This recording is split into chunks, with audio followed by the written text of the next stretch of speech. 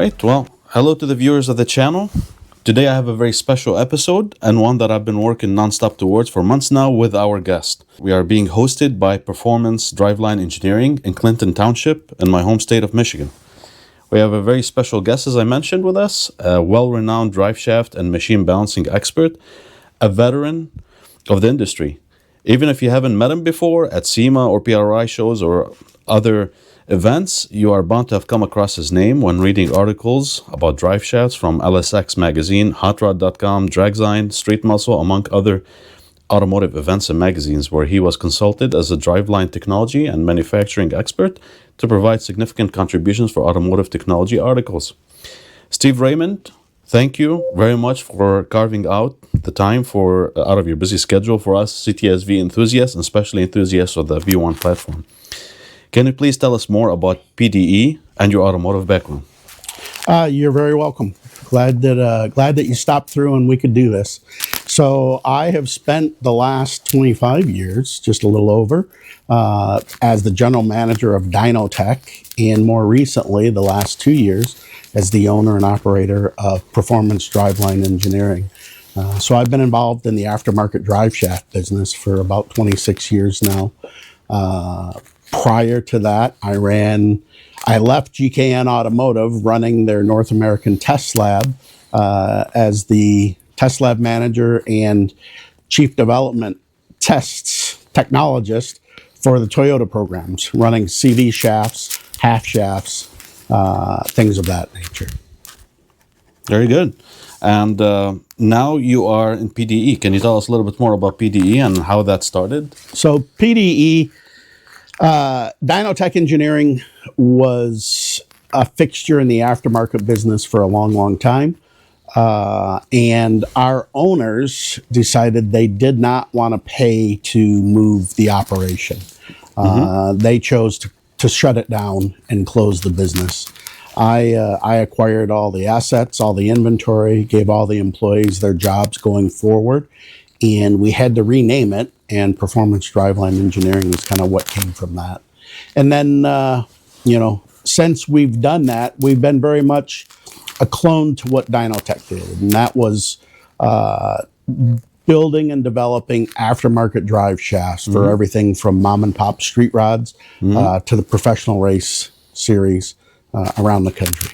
Well, and speaking about professional race series, part of the few times that I've been here, we talked about NASCAR. Could you tell me a little bit more about that?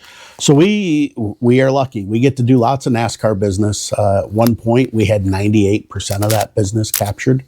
For 11 straight years, our product was on the championship winning vehicle. That's awesome. And now that business has changed a little bit, but we're still heavily involved. We will do anywhere from 20 to 40 NASCAR shafts in any given month. That's a big number. As you know, this is a very busy time of year as they're getting ready to go racing next weekend. What are some of the well-known teams that you have your drive shafts right now on their vehicles? So we were involved in the championship team Junior Motorsports for the Xfinity Series last year. We supplied all the drive shafts to them. We do work with Childress Racing. We've worked with Hendrick Motorsports, with Penske, with Roush. So some big names. Yeah, all of the smaller truck teams and things like that as well. We continue to do work with on a daily basis. That is awesome, and I'm pretty sure when we get a chance to do a tour of your shop today, we'll be able to see some of those examples that you've been working on recently. That's very good. Thank you very much for talking about PDE and your background. I think that's pretty impressive. And if you can work on NASCAR programs and many of the other programs that I've seen you work on before, I think the V1 hopefully should not be a challenge for you maybe in the future. Can you please tell us about the products PDE makes besides racing? If we can go some of the examples you've recently made, some of the stuff you've shown me before in the shop. Could you please tell me a little bit some examples that are common for PDE to work on? We don't really specialize in any one product. We do one-piece drive shafts. We do two-piece drive shafts. We do slip spline drive shafts, a whole variety of applications. And when I said everything from mom and pop street rods, the guy who's building a car in his home garage will build a custom shaft for, up to the professional race teams. We do offshore boat drive shafts. We do Baja 1000 drive shafts. It's a whole mixed bag of stuff that we do. Some of the more recent things that we've done have been like the Audi RS3 and TTRS drive shafts. It's a two-piece drive shaft, much like the CTS-V application. They were breaking factory drive shafts, and working with a company over in Wisconsin, we developed a drive shaft with them. And not only is it serviceable, but it's taking more power than what the factory drive shaft would ever take. That is an awesome example. And I believe when I first approached you about working for the V1 platform, when I came to the shop, you showed me in person those two-piece shafts that you were working on, and even though you were constrained by space in the body, you had to use a smaller U-joint than you really wanted. How much power are those two-piece shafts handling on the RS3? Well, a lot of it is related to the launch control, but we have customers, or I know of customers, that are making better than 1,000 horsepower on these little two-piece drive shafts. And I say little because they're a 2-inch diameter in the front, a 2.5-inch diameter in the rear, and certainly shaft diameter is one of the challenges that we had with those. And what we've talked about, the V1 platform, we do not have the constraints that bad. We can do even better than that. And the chassis. This initial shaft that we built for you, it was nice to have the kind of room that you gave us to operate in, because that makes it a whole lot easier to upsize some of the components so that we can make something that's really performance oriented. That is awesome. And it gives us lots of options to how we might construct that shaft. I don't want to jump ahead. You just ruined a little surprise, but that's fine. That's fine. Let's get to the Q&A section. You and I discussed the disadvantages of one-piece shafts on vehicles exactly like the V1, vehicles that didn't come from the factory with a one-piece to begin with, and the difficulty of getting them to cause no vibration at certain speeds. Viewers of my channel and members that I interact with on CTS V1 owner groups and forums have many questions along those lines too. Actually, a lot of their questions align with what I was planning to begin with to talk to you, but I queried them recently for questions, and I promised them I will get the questions to you, and we can just dive straight into those. Okay. Colton G asks, why are there so many issues going to one-piece drive shafts on the V1 instead of two-piece? Why are there issues with that, vibrations and whatnot? What's your take on that? One of the big problems is you are having to build a relatively long drive shaft, but yet you do still have some space constraints. Based on the general length of the drive shaft, our first instinct would be to go to 4-inch diameter on something like that. And that's going to get very tight into the CTS-V application. Right. And the reason that we go to the larger diameter is because every drive shaft has what's called a critical speed or a first order bending. And it's the point where the drive shaft wants to start to jump rope because of its speed of rotation. Yeah. The CTS-V has some serious performance capabilities.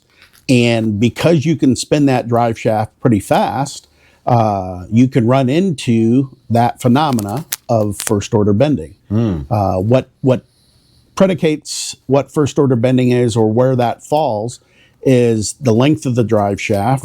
It is what it is in the vehicle. The diameter of the drive shaft, something that we have some control over. The material.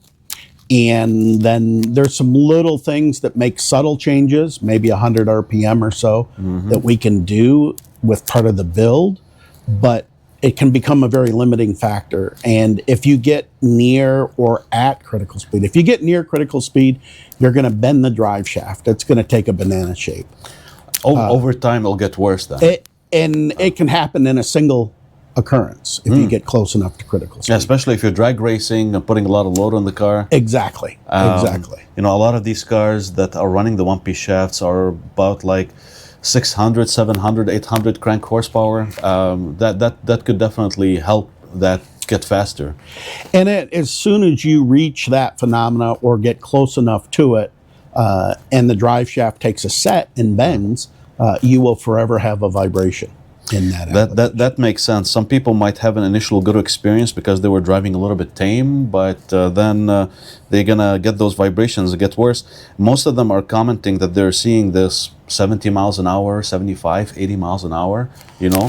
And a lot of them, and I found this a bit sad, but it's out of necessity because they really, the two-piece OEM shaft and the two-piece aftermarket shafts have not shown to be extremely durable, you know. Maybe some people get lucky with them depending on their application and their power levels. But the one-piece shafts, they just had to just live with it. They just said, hey, it is what it is.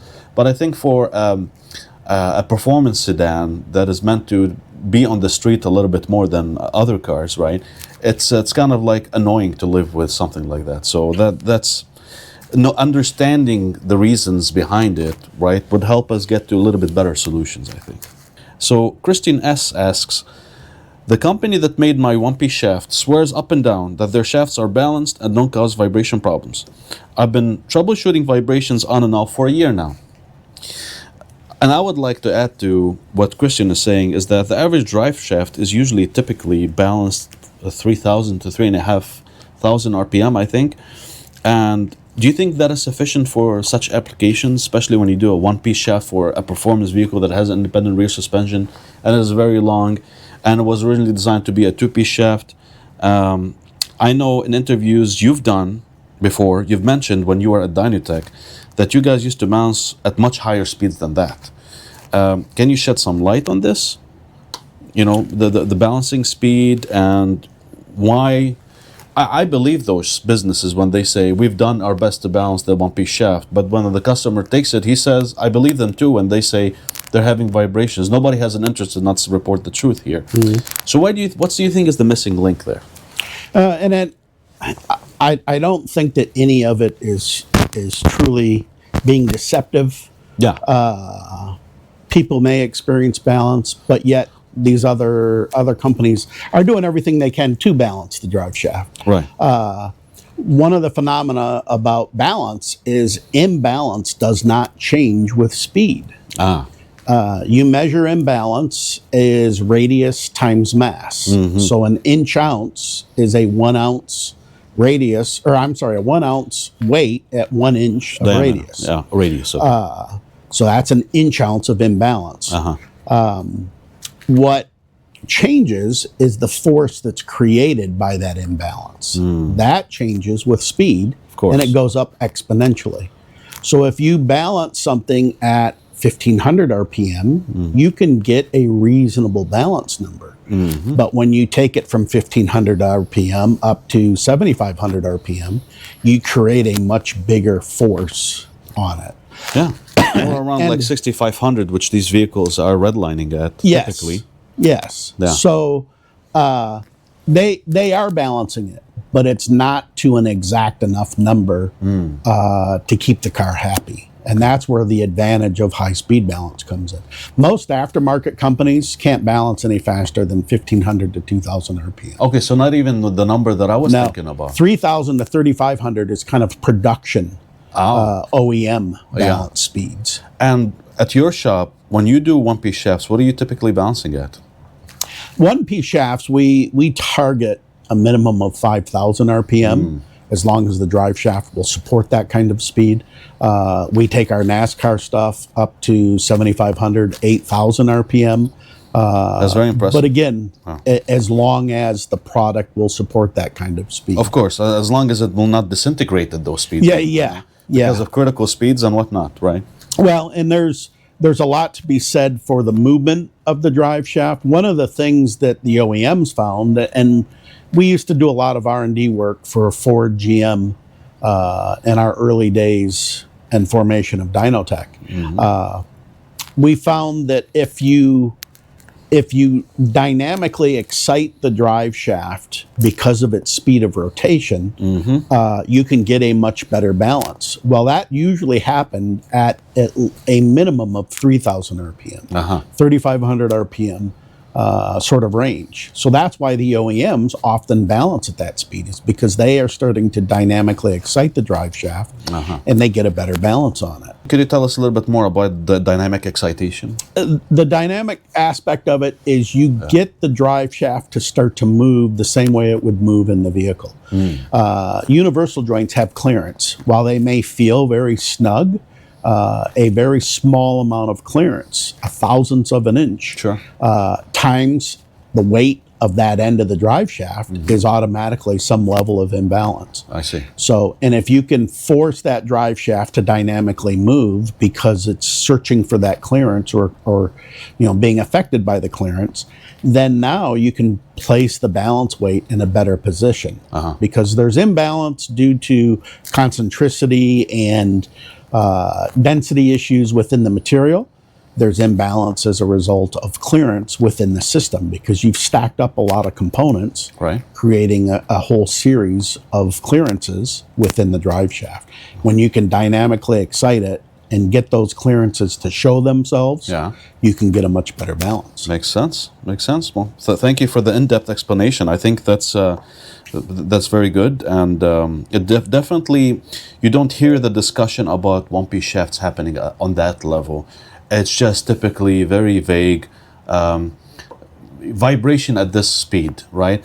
Not much discussion about what's the diameter of the tube, what's the material of the tube, how homogeneous is this material, right? What about the joints or the CV joints they're using? I've seen a mix of either CV joints on both ends on a one-piece shaft or U joints on both ends, and I think they all typically come back to the same situation, which is I'm still experiencing vibrations, So we'll dive into that also maybe as we do the shop tour. So I'll move on to here's another question that is asked a lot by V1 owners.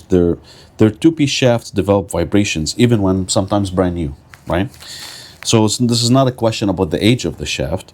However, if they experiment with shims for the center support, right, they can sometimes get those vibrations to quiet down or maybe even go away as they get the center of the support lower to the right position, right? So there is something as shimming too much and not shimming enough, right? I've experienced this with my vehicle. When I purchased my car as a project car and I restored it, I managed to get a two-piece shaft rebuilt by a specific retailer, and I did not need to shim my two-piece shaft. Now, I've even experimented with shimming. Shimming made things worse, so I just kept it with no shims because maybe from the factory this specific shaft did not need shimming.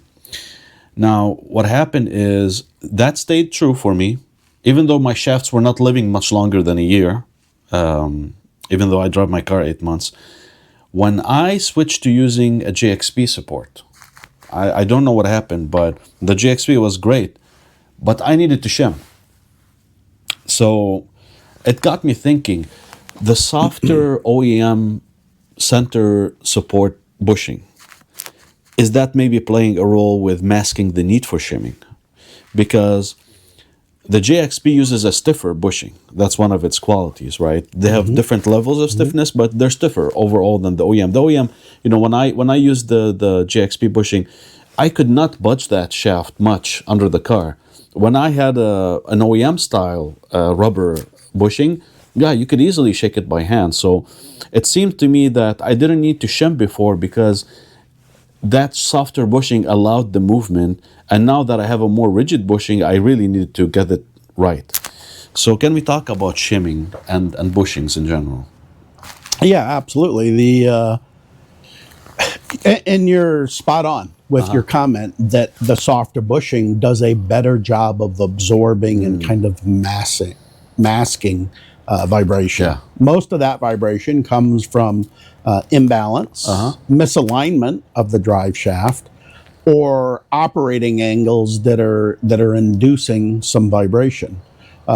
There's not only the vibration that can be created by imbalance, but there's also some torsional vibration that is created from a number of different components, whether it be a CV joint has what's called axial cyclic vibration, ACV, and it's a axial pulsing that the CV joint will create as it goes through angle and operates. Right.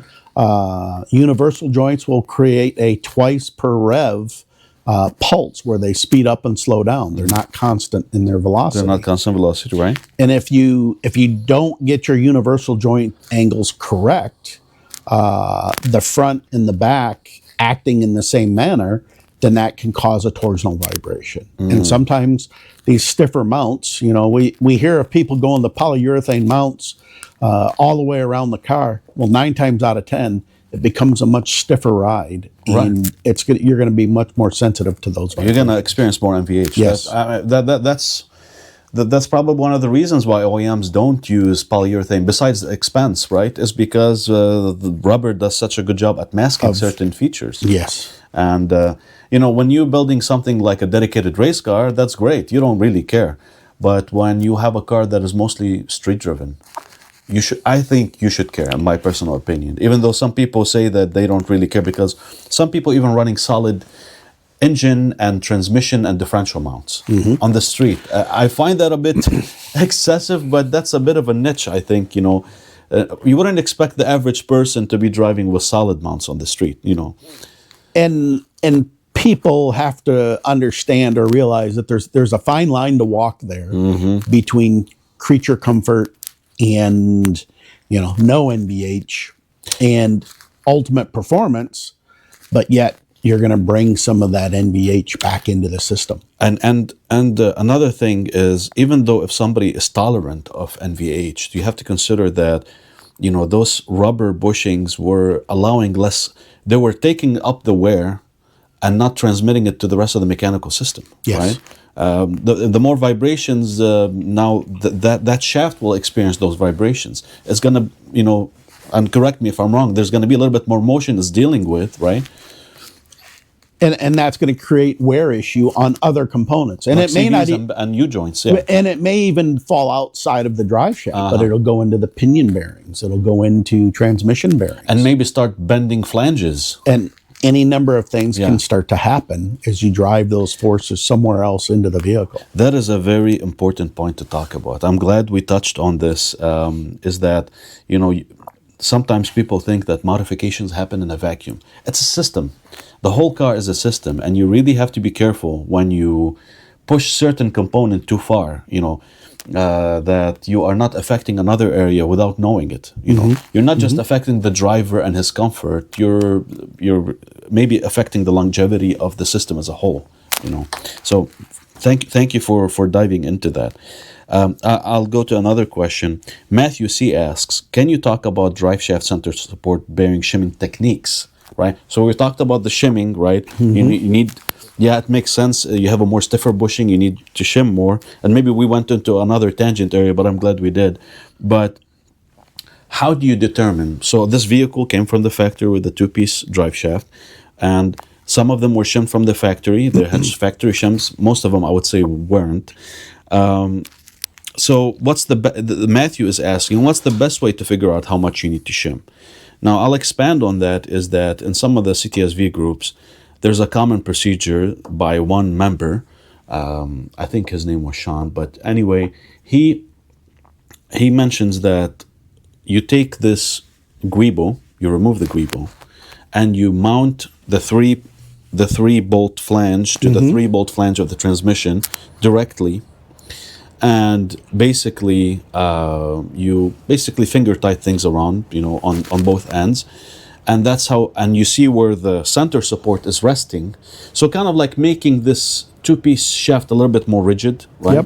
Yep. And basically, you see what space you have, and that should be what space you should shim when you put everything back the way it's supposed to be. Do you agree with that procedure? Because that's the only procedure I've seen used in the community. Do you know if anything a little bit more professional, or is this good or accurate? That sounds like a pretty reasonable way to go about it. Okay. I would imagine it's a fair amount of work to do that. Yeah. But you're getting very good alignment, and that's where a lot of the center bearing vibration comes from, is misalignment. By hard mounting the ends, so to speak, it gives you that optimum position for the center bearing. You want that center bearing to be as perpendicular As parallel, you mean, or Well, the diametric axis of the drive shaft is going to go straight through the center bearing, and then that center bearing, the actual bearing, is to be as perpendicular as you can possibly get it. Right. You want it right at 90 degrees, because then you're not putting any side load onto that center bearing. yeah, and what I meant is, like, you want the angle to be also like as close to zero as possible to the Yes. center. That's more like so. Yeah, so basically what we really want is to get the center bearing at a zero angle from the output flange of the transmission. Yes, Okay. that's right.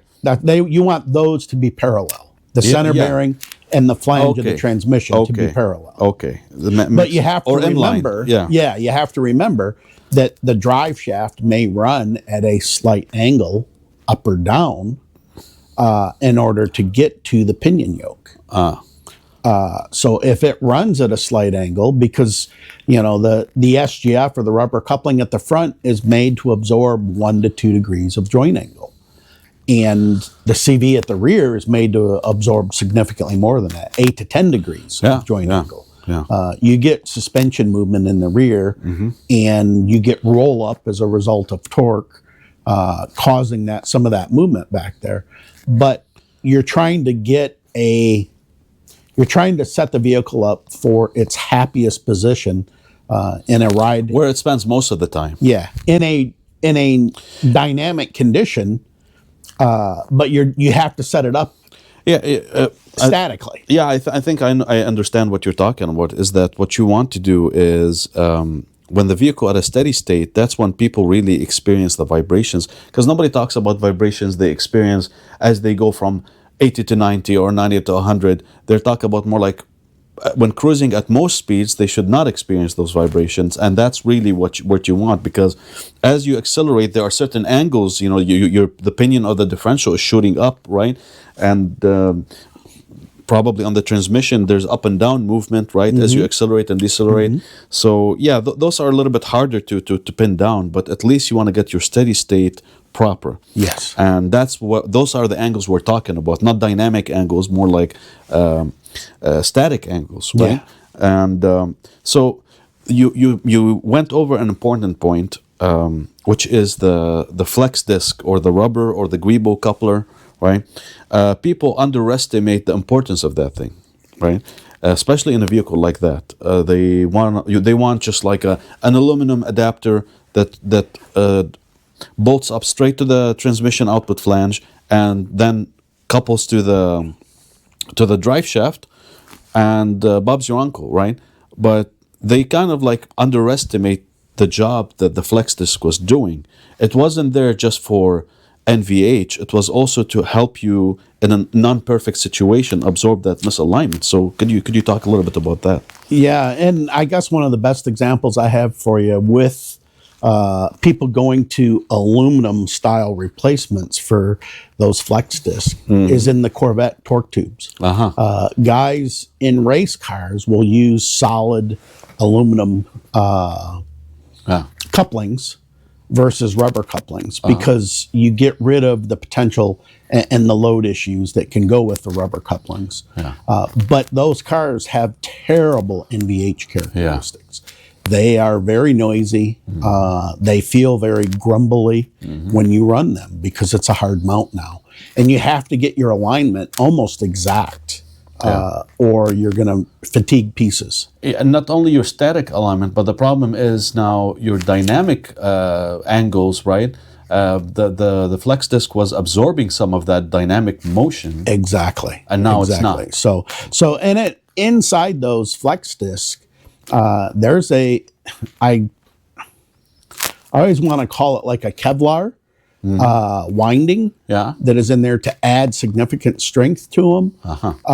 It's not Kevlar, but it's something along those lines. We were lucky enough to do some testing for SGF, the manufacturer of those, back the Dynatech days? Yeah, it's 18, 20 years ago now. They came to us with those flex couplings, and we did balance audits and helped them understand what their processes were doing and what effect it had on the balance of the component. So we got to see those things before the rubber was ever injected onto them. That's awesome. And we got to do some testing with them. And then we got to do testing when the rubber was injected onto them, and looking at what the difference was in the component and, from a balance standpoint. And then they could provide that to the driveshaft manufacturer and look at the system imbalance. But those rubber couplings are very important because they do absorb some angle. I agree. Rubber couplings, bushings, and so on. There's always a trade-off, right? Yeah. It's all about compromise. That's right. Because if a vehicle was going to be in a predictable situation, you wouldn't even have a suspension on that thing, right? If it's going to be moving on a completely perfect road, no ups and downs, you wouldn't have bushings, you wouldn't have a suspension, you wouldn't have much travel because you have this perfect geometry that you're working with. But reality is you're going to be misalignments, there's going to be potholes, there's going to be need for suspension, need for dampening.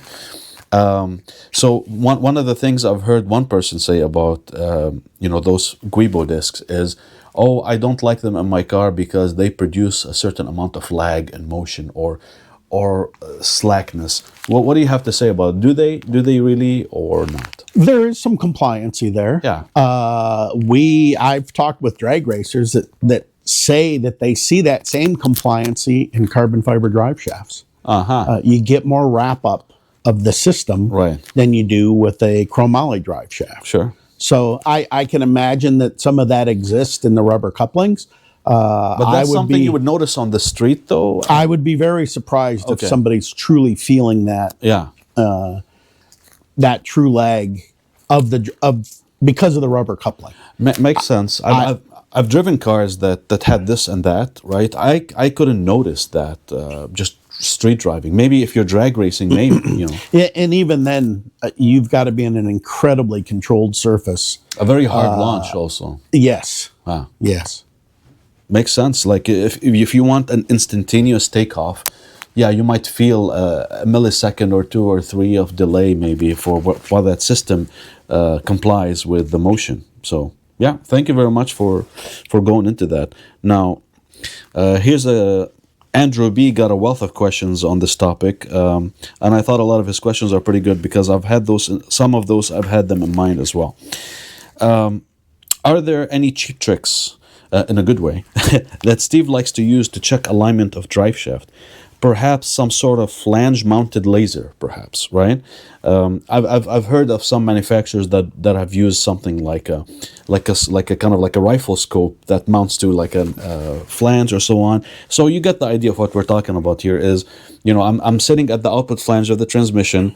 I want to see where it's pointed at. Now I've used a laser before, kind of like a makeshift setup that I've done before to see where does my output flange lie with respect to the differential input flange, right? And I basically used the level along with a laser and kind of like held it together by hand just to make sure where is it really in line with it, or is it falling below it or above it?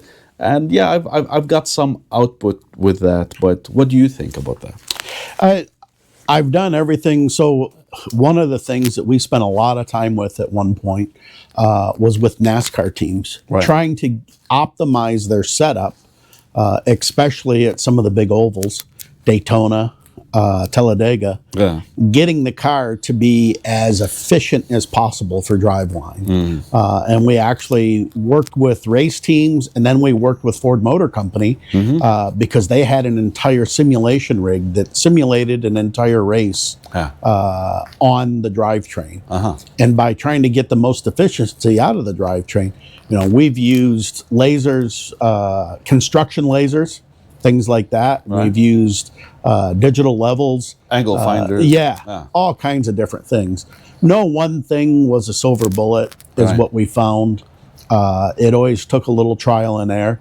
One of the best cheats that I've found for everybody is Tremec Transmissions makes a really nice little app that you can download to your cell phone and turn your cell phone into an angle finder. Yeah. And it a does, pretty accurate one, I would say. It's very accurate. And my biggest complaint about the app is that its resolution is a little too great. It moves too easily. So it may take a time or two to get it right or to be confident in your numbers. So is this a matter of putting the app on your phone and grabbing your phone and leveling it on the shaft itself?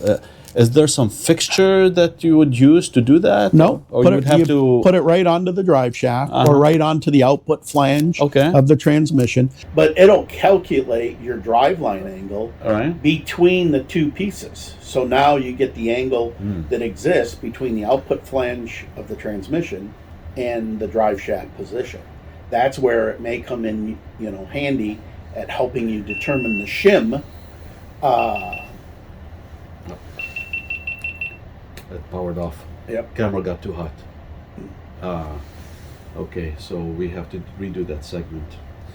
Let me see how we're gonna do that. I don't know why it got hot. Okay, we'll give it a little break here. Sure. All right, well, I apologize. We had an issue with our main camera here, so we're switching to our backup camera. We were talking about it shut down suddenly, so we'll continue talking about the Tremec app finder. So when it shut off, you were saying that you could download the Tremec app and you can use your phone as an angle finder, and then you were saying you put the phone on the output flange, you calculate angles, and then you do the same on the differential flange, right? Now what about two-piece setups? Same thing. Okay. It will operate so that you can look at the front section of the drive shaft and determine your operating angles at the front and at the center bearing. And then at the rear section, you'll treat that as center bearing to differential. And again, it'll calculate your operating angles for you. It's going to make all of its decisions based on universal joints and not CVs or rubber couplings. But it's a simple way to get that information. And like I said, it might take you a time or two because it's really sensitive to movement.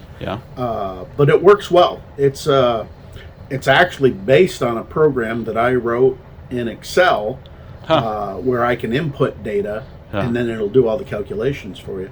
But it gives you the compound running angle of the drive line, and it's a very useful tool. That's very good. And the fact that Tremec made it into an app. A free app, Yes. Yeah. It's very nice. Something that everybody can use, and you don't have to have special tools for it. There's not many people that don't have a smartphone these days. No, and that's, I think, the best tip we've heard today is that this is a free app, and Tremec, a reputable company, makes it. And I've heard about that app before, but I did not use it because I did not have an application that had a U-joint, right? Yeah. But this might change now, as we will discover. So thank you very much for talking about that. Also, we'll get back to the angle topic later. I have another question once we talk about this other questions that we have. So Andrew B also asked, does Steve recommend using thread locker for flange bolts? What do you think, Steve? I do. I like some blue Loctite. It's the most common thing that I use. I always joke that I was born with the overkill gene. I got it from my father's side of the family.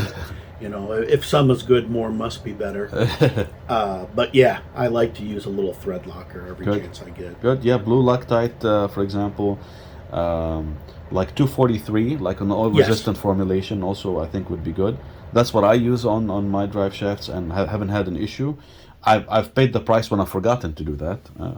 But yeah. That's very good. So does Steve, so also Andrew B continues, does a drive shaft normally require rebalancing after a certain amount of miles? Has that been your experience, Steve, or has it been like you set it and forget it? It should be a you set it and forget it. Yeah. Again, going back, so some of the most extreme environments that we've worked in have always been the NASCAR stuff. 7,000 RPM for 500 continuous miles.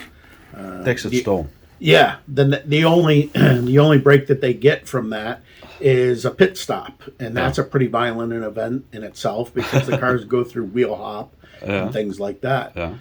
We see at the end of a race the imbalance in the drive shaft will change a little bit because you've worn the components a little bit, you've generated a lot of heat into those bearings, the grease characteristics change just a little bit. But on a daily driver, on something that isn't a full-on race car, there should be no reason to have to rebalance. they will free up just a little bit, so you may gain, your residual imbalance. No drive shaft is ever perfect. There's always a small amount of imbalance left in it. That imbalance will grow with time a little bit, but it'll stabilize. Yeah. You may add 0.01, 0.02 inch ounces Just of regular imbalance. wear. Yeah. But then it'll stabilize at that. It does not never prompt get a worse. rebalancing. Yeah, Exactly. It's typical. I've never seen a drive shaft service performed besides replacing worn out U joints. And some of the U joints you were commenting when I was with you in the shop today. You were saying you've seen some of these U joints go over 200,000 miles. Even, Yeah. in a normal application, or even some high performance applications, right? Yeah. Normally, high performance won't go that long. Yeah. Because they're worked pretty hard. Yeah. But in a daily driver, I put over 230,000 miles on a set of I believe it. solid body Dana Spicer U joints. 1310 series at that. They weren't Not even very 1350. big. Yeah. I believe it. All right. I'm going to switch to our other camera here. All right, and we're back on our main camera here, so the audio setup should be a little bit better. Andrew B. continues with more questions. Definitely has an appetite for more knowledge, and I'm sure you will satiate that appetite. Does our aftermarket two-piece shafts, like for example, Dorman is a very well-known aftermarket two-piece shaft manufacturer, but there are others. There's like Card One, and there's A Premium, and so on. But they mostly produce the same product, if you ask me, because I've experienced a lot of these products. But anyways, he's asking, are these aftermarket two-piece shafts a good option on such a performance platform? I'll let you talk about that, and I will share my experience after you finish your piece. My experience with those style shafts is they are usually reasonably well manufactured. I think that they use good components, maybe not the best. I'm a huge believer in Dana Spicer U-joints. Right. I've got 25 plus years experience with them, and I have a really hard time doing anything but those. And sorry to interrupt, but like these two-piece shafts, there's like no U-joints in them. It's just you have a center CV and you have a rear CV. And those CV joints are kind of the same thing. Yeah. When I was at GKN running the test lab, we would test some of the aftermarket CV joints and see what kind of durability we would get out of them. And they were traditionally, we would only get 30% the life out of it that we would the OEM or the U joints, or the CV joints that we manufactured. Right. They were far inferior, but they also were done at a different level. They weren't looking to get 100,000 miles of service out of those universal joints. They were usually a fix, not current production. And it's important that you mentioned GKN. The OEM of the V1 drive shaft is GKN, as far as I know. And this is kind of something you will hear often in the V1 community, is that, if you have an OEM shaft, just keep it. If you need to fix the center bushing, that's what typically fails on them. Fix it and keep it. And I kind of agree with that sentiment. It takes a lot usually to get those original high quality CVs to fail. But the problem is it's still the same. When they do fail, your options are going to either you're replacing just the CV joint itself or remanufacturing the whole thing. You're now going into subpar quality aftermarket ones that are meant for a temp fix. And that's really what I've experienced with my two-piece shafts is from different manufacturers, is they're a good temp fix. Sooner or later, they will shoot grease despite all your attempts to prevent them to. They will lose lubrication and they will fail. And once they fail, you really don't have much options of an end user servicing them at home. You either have to get creative, honestly, and be really experienced with working with bearings, or just dump them and get another one. That's how it works. Unfortunately, most people just end up like either a warranty replacement or just buying another cheap one and going.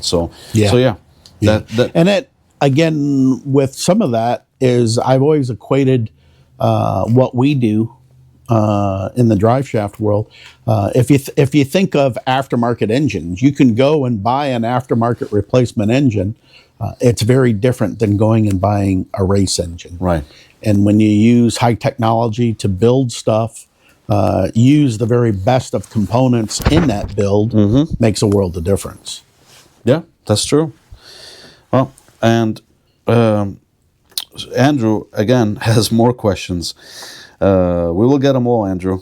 So does Steve know a typical, for those aftermarket 2P shafts we talked about, this is a bit of a general question, but maybe you can answer it in a general way too. You don't have to get specific, because you're not an expert on that platform. You're an expert on drive shafts. But anyway, does Steve know what horsepower and torque maximums these OEM GM 2P shafts would typically be good for? So I mean, you're welcome to give us a range if you have one. I don't know an exact range for the production stuff. Yeah. But I'm sure that 30, maybe 40% more than what came from the factory is what the shaft would be capable of. Kind of a safety margin built in. Yes. So good educated guess, yeah. They will take a lot of power. Yeah. And they may take that power one time, they may take it 100 times. That's very important. Yeah. They aren't necessarily designed to operate for full all the durability time. at Right. that. You wouldn't go power. ticket racing at that power. Yeah. Exactly. No, I think that's pretty reasonable. And again, a lot of this stuff, there's no hard data on it in the market. A lot of these manufacturers don't give you those specs. We are just left to take educated guesses at best. And he continues, does a platform like ours have any other option besides OEM style 2-piece or aftermarket 1-piece? Well, I think that's something we will answer later for you, Andrew, in this video. I was going to say, I think Sam has been working very diligently at giving you a unique answer for that. I've been working for myself, but also because I understand the frustrations other enthusiasts like me have when dealing with this. So yeah, I've been working very hard on this, and Steve here also has not fallen short of putting effort into this. Despite his busy schedule, he has accommodated us, and we'll talk about that later. So do you recommend any specific servicing intervals? I think this kind of, for the shafts that you make, or for OEM shafts, let's say that. For the shafts that we make in that style of application, there should be no need for service for 50,000 miles. Yeah. But this is with U-joints in mind? That's right. Yeah. That's right. One of the very best things that you can do is just do a quick visual inspection. Does everything look the way it should look? Maybe if you're lucky enough to be able to get under the car on a semi-regular basis, grab a hold of the drive shaft, see if it feels loose in any way. It never should. No, you shouldn't be able to move a U-joint easily. That's right. Yeah, that's right. Just like a ball joint. Yep. So in your day-to-day maintenance, and when you're under the car with something like that, that would be the thing I'd say is just take a look, make sure fasteners don't look like they've backed out or are missing. Always mark your flange fasteners. Yeah. Yep. I put a line in them, make sure they're not twisting, loosening. Yeah. Exactly. Yeah, that's visual inspection is first and foremost. For these 2-piece shafts, the first time I see a small line of grease that has been flung, that's when I know trouble has started. And for U-joints, it's really also the same. You will see some grease, you will feel some looseness, Now, Steve, I think, is a big fan of sealed U-joints. Yes. They tend to have very good service life. Now, where would be an application where you would recommend instead a greasable U-joint? Where would that application be? About the only time I recommend a greasable U-joint is it's something that is going to be submerged. Literally, a mud bogger, something like that. An off-roader, big off-road vehicle. Yeah. Because then you want to push out the contaminants. Exactly. When you grease it. But that's the only time I'd recommend. Or a place where you're getting a lot of salt water exposure. Yep. Yeah. Yep. No, I definitely agree with that. The solid body U-joints, the new grease that they're using on them, 150,000 miles is every day with those. Yeah. And the seals are so good that it holds that grease in there. It takes very little grease for them to live that kind of life. And there's no reason to do any maintenance on them. That's a fantastic answer. Makes perfect sense. Off-road vehicles definitely get contaminants into everything that is greasable, and you should consider. Yeah. You're getting mud in there, you're getting salt water, you're getting other things in there, diving into snow a lot, yeah, makes sense. But street applications, then you do not recommend going with greasable U-joints. Correct. And one of the unique things about greasable U-joints is they residually have higher imbalance in them. There's a little more clearance, so that grease migrates through the trunnion and out to the needle bearings. And then you have the Zerk fitting. And you have the Zerk fitting put on there. And so they don't balance as well. They don't hold their balance quite as well as the solid body U-joints. Even if you had like Zerk fittings on both sides to kind of attempt to make it balanced. It would still have a little more clearance in it, causing some imbalance there. Right. And then you give up some strength by having the cross drill. Of course. Through the trunnion. You lose about 10% of the cross section, so roughly 10% of the strength out of the universal joint. Makes sense. Especially a lot of these would be like what, like cast iron or nodular iron? They're all forged pieces, universal joints are. All right. But and even the greasable style are a forged universal joint. Okay. But just by drilling, you've put some stress into it. And you've got less material in the cross section. Well, I think you've answered that question very satisfactory. So I think this was a great discussion. Thank you for the viewers for contributing these questions to the discussion. I think this is a perfect time to talk about a fantastic announcement for the V1 community at large. So we'll take a little break from this discussion and we'll dive straight into that. Thank you, Steve, for answering the questions of the enthusiasts. You are very welcome.